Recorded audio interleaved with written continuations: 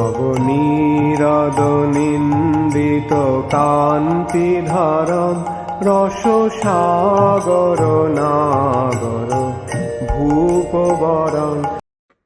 हरे कृष्णा, दंडवत प्रणाम। हम लोग श्रीमद् भागवतम के अष्टम स्कंद में अष्टम अध्याय चल रहा है। आज हम लोग श्लोक संख्या 9 से कंटिन्यू करेंगे। श्रीमद् भागवतम 8.8.9। हाँ, तो वो रिपीट करिए।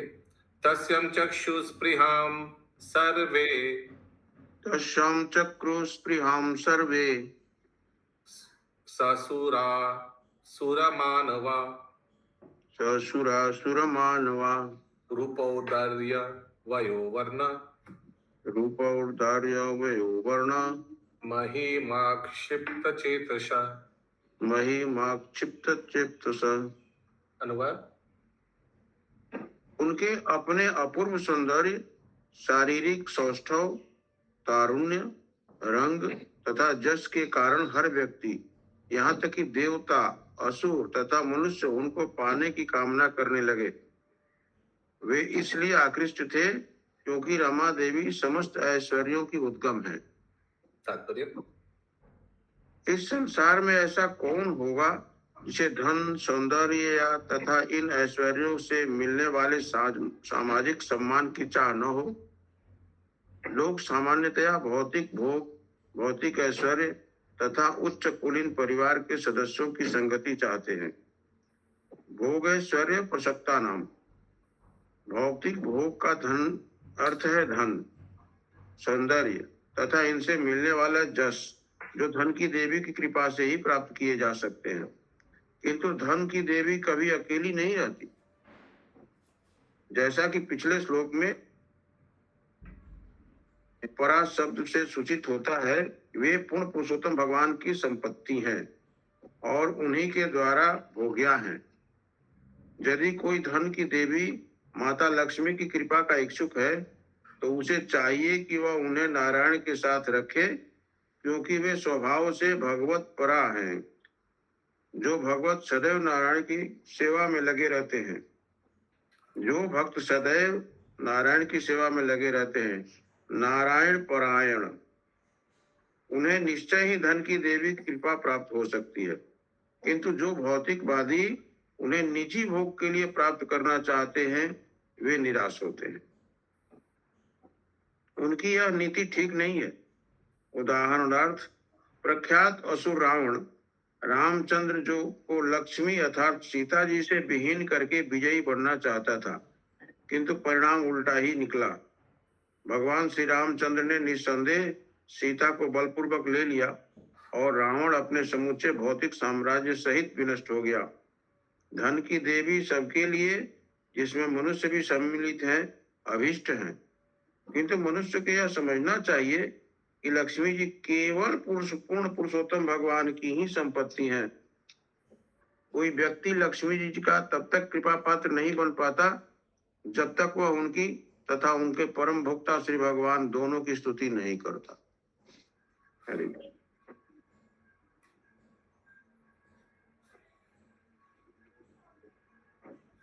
आज उसी देवी का पूजा है ना। हाँ, तो आज का पूजा का हम लोग को किस तरह से लेना चाहिए। आज का पूजा में हम लोग जब लक्ष्मी देवी को पूजा करेंगे तो यही बोलना चाहिए कि आप जिस तरह भगवान नारायण का सेवा करते हैं, हम लोग को कृपा कीजिए कि हम लोग कुछ धूल कणा वैसे थोड़ा मिल जाए सेवा का भाव। आपकी सेवा में प्रस्तुत करना, ऐसे करके उनको प्रार्थना करना चाहिए। ठीक है। टाका के लिए प्रार्थना नहीं करना चाहिए, टाका के लिए पूजा। लेकिन भौतिकवादी सोच तो कुछ उल्टा ही है। अगला श्लोक 10 नंबर। तस्यासानम आनिन्ये महेंद्रो महद अद्भुतम मूर्तिमात्य सरिश्चेष्ट हेम कुंभेर जलम शुचि। ये कार्तिक मास कल से शुरू हो रहा है। कार्तिक मास का महिमा में भागवत श्रवण बहुत महत्वपूर्ण है, सबसे महत्वपूर्ण है भागवत श्रवण। और भागवत श्रवण तभी अच्छा से हो पाएगा जब व्यक्ति का वीडियो ऑन रहेगा, नहीं तो 100% आधा लोग सो रहा है या आग बंद किया हुआ है। हालांकि जो जगा हुआ है और वीडियो ऑन है उनमें से भी बहुत का आग बंद हुआ है, लेकिन फिर भी हम जगाने का सेवा लिया है। ठीक है, उन लोगों को अभी जिनको दिखाई नहीं दे रहा उनको कैसे जगाए? ठीक है, इसीलिए सबसे रिक्वेस्ट है। हाँ, अभी स्मिता जायसवाल माता जी ने ऑन किया है क्योंकि उनको दीपदान करवाना है घर पे। अनुवाद। स्वर्ग का राजा इंद्र लक्ष्मी जी के बैठने के लिए उपयुक्त आसन ले आया। पवित्र जल वाली सारी नदियां यथा गंगा तथा जमुना साकार हो उठी और उनमें से हर एक माता लक्ष्मी के लिए सुनहरे जल पात्र में शुद्ध जल ले आई। समझ नहीं प्रभु आता? 10 नंबर श्लोक नहीं हुआ प्रभु, 10 नंबर श्लोक पढ़ाई नहीं हुआ। 10 हाँ हो गया। पढ़े क्या हम लोग ने? पढ़ा था ना अभी? नहीं प्रभु नहीं पढ़े। हो गया पढ़े। अनुवाद फिर से पढ़िए। स्वर्ग का राजा इंद्र लक्ष्मी जी के बैठने के लिए उपयुक्त आसन ले आया। ठीक है। पवित्र जल वाली सारी नदियां यथा गंगा तथा जमुना साकार हो उठी और उनमें से हर एक माता लक्ष्मी के लिए सुनहरे जल पात्र में शुद्ध जल ले आई। क्या पीने के लिए? Pure water in golden water pots for mother Lakshmi. अभिषेक करिएगा क्या? देखते हैं अगला श्लोक 11 नंबर। अभी से चानिका भूमि अभी से चानिका भूमि आहरात सकलौ सधि आहरत सकल औषधि गाव पंच पवित्राणि गाव पंच पवित्राणि वसंतो मधुमाधवौ। बसंतो मधुमाधवो। अनुवाद। भूमि ने साकार होकर अर्चा विग्रह की स्थापना के लिए सारी औषधियां तथा जड़ी बूटियां एकत्र की। गायों ने 5 प्रकार के उत्पाद दिए, दूध, दही, घी, गोमूत्र तथा गोबर। और साक्षात बसंत ऋतु ने चैत्र वैशाख यानी कि अप्रैल मई मास में उत्पन्न होने वाली हर वस्तु को एकत्र किया। तात्पर्य। वैदिक निर्देशों के अनुसार संपन्न होने वाले समस्त अनुष्ठानों में पंचगव्य अर्थात गाय से प्राप्त 5 पदार्थों दूध, दही, घी, गोबर तथा गोमूत्र की आवश्यकता होती है। एक सेकेंड, ये पंचगव्य अलग होता है, पंचामृत अलग होता है। हाँ। पंचामृत में चीनी आता है और मधु भी आता है शायद, ऐसे कुछ। घी, दूध, मधु और शर्करा और अरे गंगा जल सब। हाँ, तो थोड़ा अलग है। ठीक है, आगे। गोमूत्र तथा गोबर कलमशहीन होते हैं और चूंकि ये दोनों भी महत्वपूर्ण है, अतएव मानव सभ्यता के लिए इस पशु की उपयोगिता का अनुमान लगाया जा सकता है। इसीलिए पूर्ण पुरुषोत्तम भगवान श्री कृष्ण गोरक्ष अर्थात गाय संरक्षण के प्रत्यक्ष पक्षधर हैं। जो सभ्य लोग वर्णाश्रम पद्धति का अनुसरण करते हैं, विशेष रूप से कृषि तथा व्यापार में लगा रहने वाला वैश्य वर्ग, उन्हें चाहिए कि गायों को संरक्षण प्रदान करें। दुर्भाग्यवश कलियुग में लोग मंदा तथा सुमंद मतय अर्थात दुर्बुद्धि और जीवन के प्रति मिथ्या अवधारणा से भ्रमित होते हैं। अतः वे हजारों गायों का वध करते हैं। अतः वे आध्यात्मिक चेतना में हतभाग्य होते हैं और प्रकृति उन्हें नाना प्रकार से, विशेषतया कैंसर जैसे असाध्य रोगों से तथा विभिन्न राष्ट्रों में बारंबार होने वाले युद्धों से विचलित करती रहती है। जब तक मानव समाज कसाई घरों में गायों का लगातार वध होने देगा, तब तक शांति तथा समृद्धि का प्रश्न ही नहीं उठता। अरे वाह, प्रकृति देवी बदला लेती है, कैंसर दे देते हैं, सब अलग अलग बीमारी आ जाता है। फिर कभी कभी वो हुआ था ना, हमने सुना था नेपाल में जो भूकंप या कुछ हुआ था, बाद में पता चला कि जो स्थान में ये सब हुआ उस स्थान में बहुत कटाई होता था ना, ऐसे कुछ आया था खबर। तो क्या बोलता है, जैसे करनी वैसे बननी।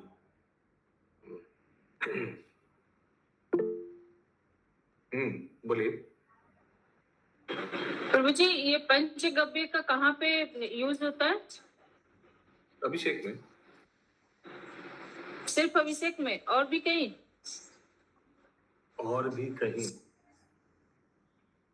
पंचामृत तो अमृत बनाने के लिए, वो जो अर्चन होता है उसी में हाँ, वो स्नान। तो पूजा में यूज होता है, लेकिन ये पंचगव्य कहाँ पे? अभिषेक में यूज होता है, और क्या, और कहाँ यूज होगा। और आयुर्वेदिक औषधियों में भी होता है। हाँ, साबुन वाबुन बनाता है आजकल, पंचगव्य का साबुन मिलता है। इस्कॉन मंदिर में भी है, नीचे ग्राउंड फ्लोर में पंचगव्य सोप। प्रभु, तो पतंजलि का है, तो पतंजलि का पंचगव्य सोप है।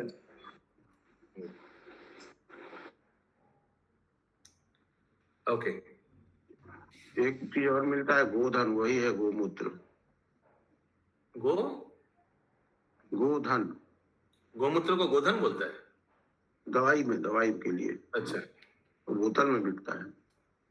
हाँ, ये तो मैं इसको इसी को लेके बैठता हूँ, ये गोआर्क।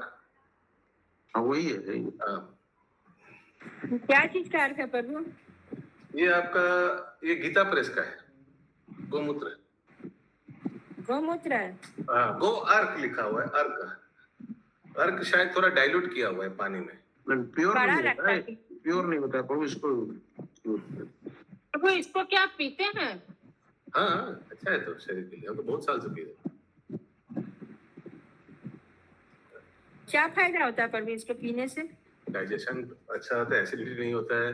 लिखा तो, मैं तो पीता हूँ, लिखा है कि वेट लॉस होता है लेकिन वो तो हुआ नहीं, उल्टा हो गया। तो लेकिन लिखा है, और क्या है लिखा है, और एसिडिटी होता है। जितना सुपाच्य भोजन प्रसादम बनता है प्रभु, हाँ, उसमें तो वेट लॉस होने का सवाल ही पैदा नहीं होता है। अभी कार्तिक मास आ रहा है, अच्छा हुआ मैं एकदम सही समय पे सही संकल्प लिया। ओके, अगला श्लोक 12 नंबर। बहुत कड़ा है प्रभु, ऐसा मत करिए। एक टाइम भोजन लीजिए और 2 टाइम नहीं खाइए, वो ठीक है। ओके, ये मैं सोच रहा हूँ ये संकल्प 11 तारीख तक लूंगा, 12 से फिर चेंज कर दूंगा। नहीं, 11 को लीजिए, उसका 12 से आप मुबारक कर दीजिए, कोई चिंता नहीं हमको। आप 11 को ले लीजिए एक दिन। रशया कल्पयाम चक्रूर। ऋषया कल्पयाम चक्रूर। हाँ, ऋषया, करेक्ट। अभिषेकम यथा विधि। अभिषेकम यथा विधि। जागुर भद्राणि गंधर्व। जगुर्भद्राणि गंधर्व। नत्यश्च नानृतुर्जगु। नट्यश्च नानृतुर्जग। ऋषियों ने प्रामाणिक शास्त्रों में निर्दिष्ट विधि से सौभाग्य की देवी लक्ष्मी का अभिषेक उत्सव संपन्न किया। गंधर्वों ने सर्व मंगलकारी वैदिक मंत्रों का उच्चारण किया और व्यावसायिक नर्तकियों ने सुंदर नृत्य किया तथा वेदों द्वारा बताए गए प्रामाणिक गीतों को गाया। 13 नंबर श्लोक। मेघा मृदंग पानव। मेघा मृदंग पाणव। मुरजानक गोमुखान। मूरजानक गोमुखान। व्यानदयन शंखवेणु। व्यानदयन शंखवेणु। वीणस्तुमुल निस्वनान। वीणास्तुमुल निस्वनान। अनुवाद।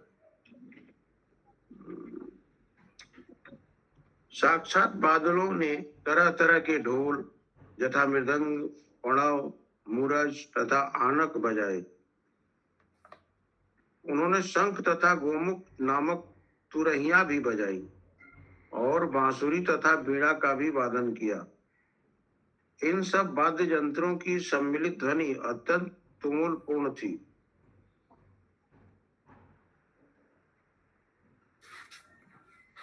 लक्ष्मी देवी का अभिषेक हो रहा है, सब अभिषेक सेरेमनी। 14 नंबर। ततो अभिषिचुर देवीम ततो अभिशीषि चुर्देवीं श्रियं पद्मकरां सतीं श्रियं पद्मकरां सतीं दिगिभा पूर्ण कलशे दीघिभा पूर्ण कलशे सुप्त वाक्ये द्विजेरिते। सूक्त वाक्यर्द्विजेरिते। अनुवाद।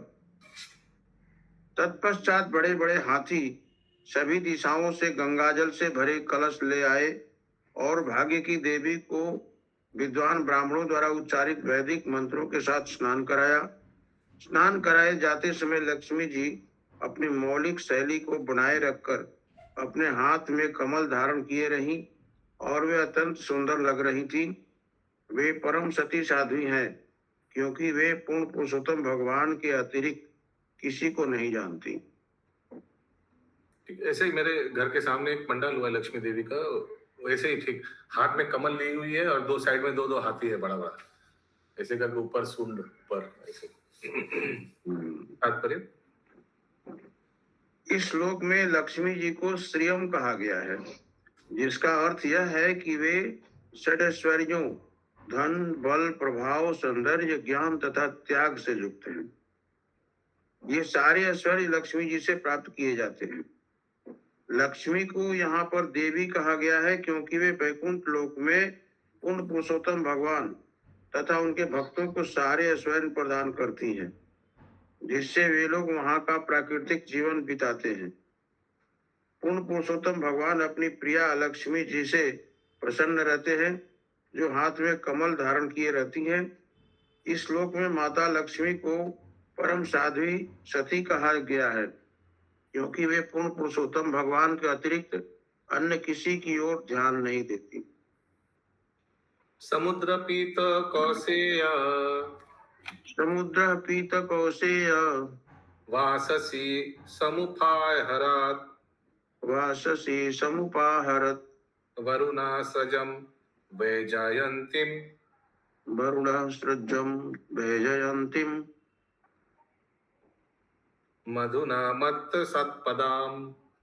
मधुना मत्त षट्पदाम्। अनुवाद। रत्नों के स्रोत समुद्र ने उन्हें ऊपर तथा नीचे के भाग के लिए पीले रेशमी वस्त्र प्रदान किए। जल के प्रधान देवता वरुण ने फूलों की मालाएं प्रदान की, जिनके चारों ओर मधु पिए हुए मस्त हुए भौरे मंडरा रहे थे। तात्पर्य अभिषेक उत्सव में अच्छा विग्रह को दूध शहद दही घी गोबर तथा गोमूत्र आदि से नहलाते समय पीले वस्त्र अर्पित किए जाने का रिवाज है। इस तरह लक्ष्मी जी का अभिषेक नियम पूर्वक वैदिक सिद्धांतों के अनुसार संपन्न हुआ। लेकिन पीला वस्त्र पहनाकर अभिषेक किया जाता है या सफेद मैंने पहनने के अभिषेक के बाद पहना जाता है? बाद नहलाते समय लिखा गया है प्रभु, तो इसका मतलब बाद ही होगा। नहलाते समय तो फिर उसी समय मैंने आगे होगा फिर ना। पीले वस्त्र में ही अभिषेक किया जाता है। Okay okay 16 number. भूषाणानि विचित्राणि भूषणानि विचित्राणि विश्वकर्मा प्रजापति विश्वकर्मा प्रजापति हारं सरस्वती पद्मं हारं सरस्वती पद्मम् अजो नागश्च कुंडले अजो नागश्च कुंडले। अनुवाद। प्रजापतियों में से एक विश्वकर्मा ने तरह तरह के अलंकृत आभूषण दिए। विद्या की देवी सरस्वती ने गले का हार, ब्रह्मा जी ने कमल का फूल तथा नागलोक के निवासियों ने कान के कुंडल प्रदान किए।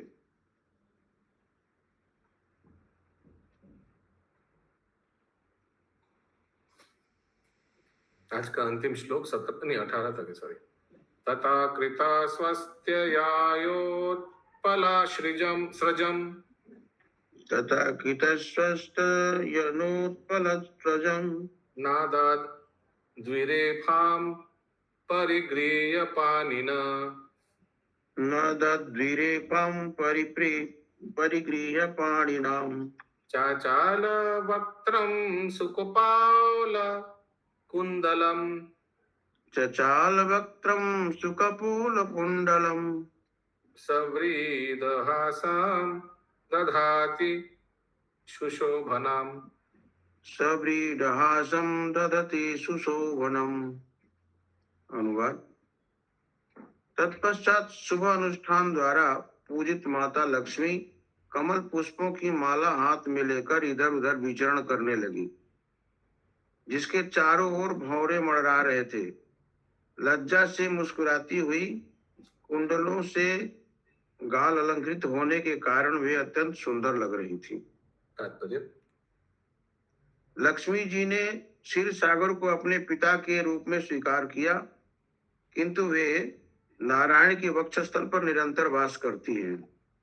वे इस भौतिक जगत में ब्रह्मा जी तक को तथा अन्य जीवों को वरदान देती, फिर भी वे समस्त भौतिक गुणों से परे रहती। यद्यपि वे क्षीर सागर से उत्पन्न हुई प्रतीत होती थी, किंतु वे तुरंत ही नारायण के वक्षस्थल पर अपने नित्य स्थान को लौट आई।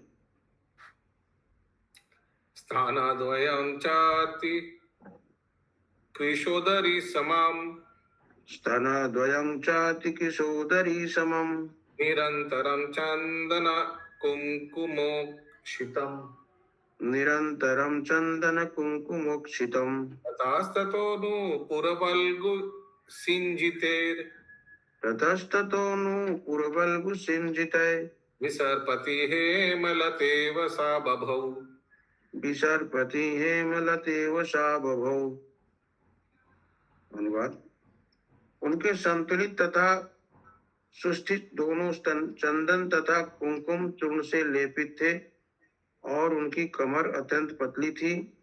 जब वे इधर उधर चलती तो उनके पायल मंद झंकार करते थे और वे सोने की किसी लता के समान लगती थी। ग्रंथराज श्रीमद् भागवतम की जय। शील प्रभुपाद जी की जय।